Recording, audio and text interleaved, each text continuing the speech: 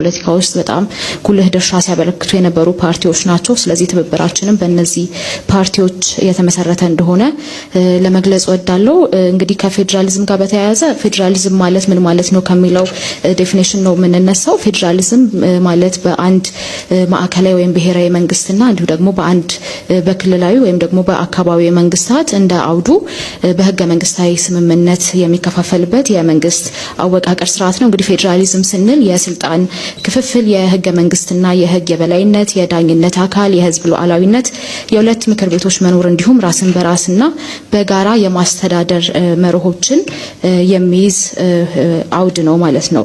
እንግዲህ በዋናነት ማቀርበው የኛን የፌደራሊዝም አማራጭ እንዲሁም ደግሞ አሁን ላይ የተከተልን ያለ ነው ፌደራሊዝም ምንድነው እንዲሁ ደግሞ እኛ ልናሻሽል የምንፈልገውስ ምንድነው የሚለውን ከዚሁ ጋር በማጣመር ገልጻለሁ። አሁን ላይ ያለው የፌደራሊዝም አወቃቀር እንደኛ እንደ ትብብራችን አቋም ከፌደራላዊነቱ ይልቅ ኮንፌደራላዊነቱ ያደላል የሚል አቋም ነው ያለን። በተለይ ደግሞ የአንድ ክልል ምክር ቤት እገነጠላለሁ ብሎ ቢወስን የህዝቡን ይሁንታ እንኳን ሳያገኝ ሊፈጸም የሚችልበት አሰራር ነው ያለው።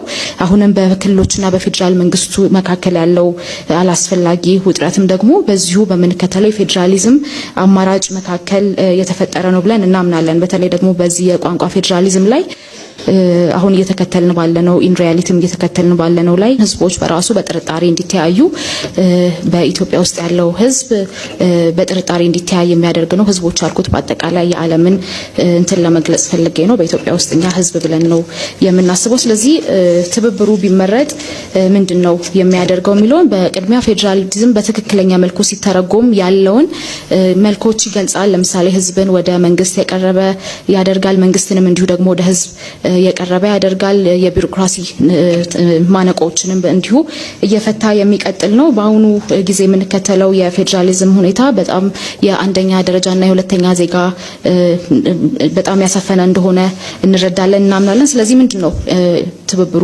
ቢመረጥ ምንድነው የሚያቀርበው የፌደራሊዝም አማራጭ ለሚለው ቅድም እንዳልኩት በትክክል መንግስት ወደ ህዝብ የቀረበና ህዝቡ ደግሞ የዛ መንግስት ባለቤት ነኝ ብሎ የሚያምንበት አሰራር እንዲሆን እናደርጋለን።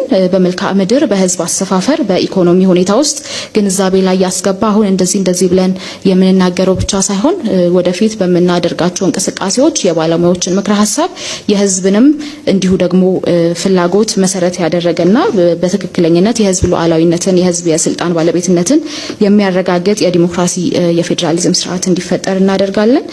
በትክክልም መንግስት ለህዝብ ተጠሪ የሆነበትና በተገላቢጦሽ ያልሆነበት ሁኔታ አንድ ዜጋ ደግሞ በምንም አይነት ምክንያት የማይፈናቀልበትን የፌደራሊዝም ስርዓት ነው